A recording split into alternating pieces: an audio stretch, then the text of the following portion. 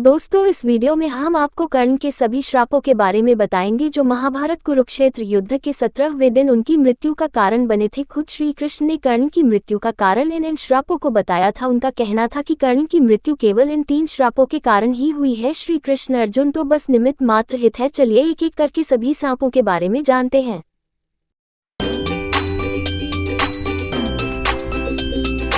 धरती माँ का श्राप। जब अंग देश के शासक थे तो एक बार उन्होंने की एक छोटी सी लड़की रो रही थी क्योंकि उसके हाथों से तेल धरती पर गिर गया था। पूछने पर कर्ण को यह मालूम हुआ कि लड़की की मां ने उससे तेल लाने को कहा था और अब उसका पूरा तेल जमीन पर गिर गया था। दयालु होने के कारण कर्ण ने लड़की को दूसरा तेल देने की बात कही, लेकिन छोटी सी लड़की ने इस प्रस्ताव को इनकार कर दिया और उसने कहा कि वह वही तेल चाहिए। कर्ण बिना बच्ची की मदद किए वहां से नहीं जा सकते थे। कर्ण ने अपने हाथों में जमीन पर गिरी हुए तेल को उठाया और अपनी पूरी ताकत से उसे दबाया। तेल की बूंदें छोटी सी लड़की द्वारा पकड़े गए बाउल में गिर गई। जब लड़की का चेहरा खिल गया तो कर्ण ने एक महिला की रोने की आवाजें सुनी। तेल पूरी तरह से डालने के बाद कर्ण को यह अनुभव हुआ कि वह आवाजें उसके हाथों में जमीन की रेत की थीं जो रो रही थी। मां धरती भूमि देवी नाराज हो गई क्योंकि कर्ण ने उन्हें अपने हाथों में जककर उन्हें पीड़ा पहुंचाई थी। उन्होंने कर्ण को श्राप दिया कि उसके जीवन के एक क्षण पर धरती उसके दोनों हाथों को उसी तरीके से पकड़ेगी जिस तरीके से कर्ण ने उसे अपनी मुट्ठी में पकड़ा था। और यह महत्वपूर्ण क्षण था महाभारत के कुरुक्षेत्र युद्ध का 17वां दिन, जब कर्ण का रथ अचानक गड्ढे में फंस जाता है और कर्ण खुद उसे बाहर निकालने में असमर्थ हो जाते हैं। गुरु परशुराम का श्राप। कर्ण अपनी शिक्षा पूरी करने के लिए गुरु श्रेष्ठ परशुराम के पास जाते हैं। अपनी शिक्षा पूर्ण होने के बाद कर्ण परशुराम से गुरु दक्षिणा लेने को कहते हैं। परशुराम कर्ण के कौशल और सामर्थ्य को देखकर इतने प्रसन्न होते हैं कि वह कर्ण के पैर पर सर रखकर सो जाते हैं। कर्ण भी बिना हिले डुले बैठ जाते हैं ताकि उनके गुरु की नींद टूटे ना। इसी बीच एक विषैला कीड़ा आकर कर्ण को काट लेता है। कर्ण को पीड़ा होती है लेकिन उनके गुरु की नींद टूट ना जाए, इससे वे उस पीड़ा को सहते रहते हैं। जब परशुराम की नींद पूरी होती है और वह उठकर देखते हैं कि कर्ण के पैर पर बड़ा घाव हो रखा है और इससे परशुराम समझ जाते हैं कि कर्ण ने उन्हें धोखा दिया है। कर्ण के अंदर इतनी सहनशीलता को देखकर वह समझ जाते हैं कि कर्ण कोई ब्राह्मण पुत्र नहीं हो सकते और वह कर्ण से उसके वास्तविकता के बारे में पूछते हैं। कर्ण उनसे माफी मांगते हैं और बताते हैं कि वह एक सूत पुत्र है। गुरु परशुराम उनसे क्रोधित हो जाते हैं और कहते हैं कि यह मुमकिन नहीं है। ऐसी सहनशीलता केवल क्षत्रिय समाज के पास ही होती है, अर्थात कर्ण ने किसी बुरे मनसूबे के लिए उनसे छल से शिक्षा प्राप्त की है। ये बात सोचकर परशुराम अत्यंत क्रोधित हो जाते हैं और कर्ण को श्राप दे देते हैं कि जिस प्रयोजन के लिए उन्हें उनसे छल से शिक्षा प्राप्त की है उस प्रयोजन के सबसे महत्वपूर्ण भाग में ये शिक्षा का ज्ञान उनके किसी काम नहीं आएगा और शिक्षा के मुख्य अर्थ का ज्ञान ही भूल जाएंगे।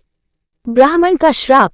ब्राह्मण का श्राप। शांति पर्व अध्याय 1332 और अध्याय 1331 महाभारत खंड 8 विवेक देबरॉय के अनुसार। एक बार जब कर्ण परशुराम के आश्रम में थे तब वे तलवार और धनुष के साथ समुद्र के तट पर अकेले घूम रहे थे। उन्होंने अपने धनुष और बाण से तीरंदाजी कौशल का अभ्यास करना शुरू कर दिया।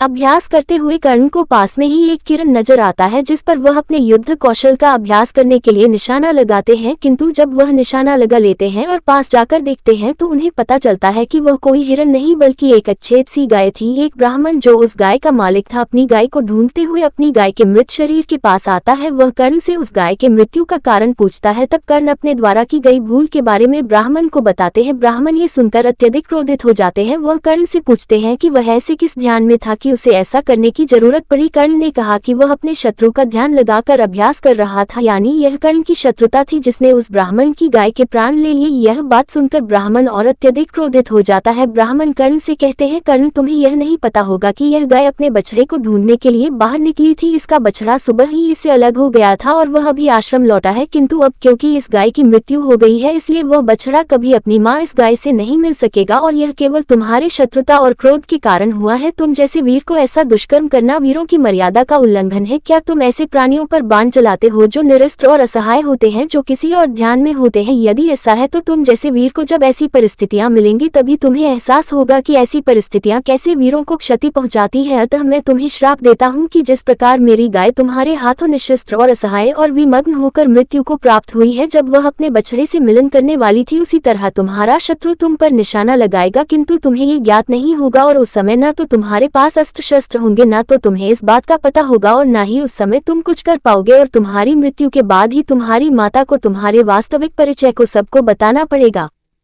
अगर आपको ऐसे ही वीडियोस देखना पसंद है तो आप हमारी इस वीडियो को लाइक कर सकते हैं। नीचे कमेंट में कमेंट करके बताएं कि आपको हमारा काम कैसा लगा। हम आपके कमेंट का रिप्लाई देने की पूरी कोशिश करेंगे। शेयर करें इस वीडियो को अपने उन दोस्तों और परिवार के लोगों के साथ जिन्हें ये बात पहले से नहीं पता थी। अगर आपको ऐसी ही वीडियोस देखना पसंद है तो आप हमारे चैनल को अभी सब्सक्राइब कर दें, क्योंकि हम आपके लिए ऐसी ही और वीडियोस को लाते रहेंगे। हम अगली वीडियो लेकर जल्द ही लौटेंगे। आखिर में हमारी इस वीडियो को देखने के लिए आपका धन्यवाद। हम आपसे जल्दी ही मिलेंगे।